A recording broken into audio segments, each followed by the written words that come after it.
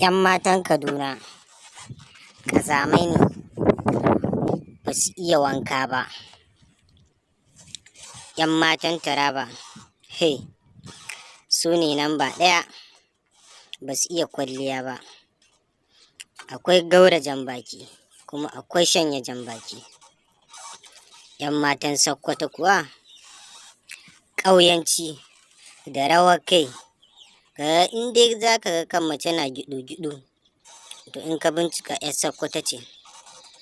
Bauchi kuwa ba a magana, domin su daman wannan haka za ta zo gaban saurayi buɗu-buɗu malam.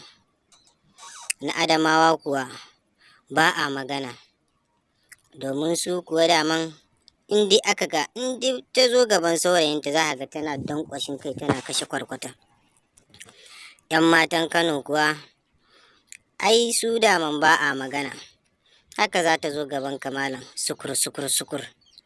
'Yan matan Abuja ai su ne ma kan gaba, haka budurwar Abuja za ta zo malam, wai ita ta waye, tana tafiya har butse kafafun nan malam, yadda ka san za ta girba wake. 'Yan matan Jos kuwa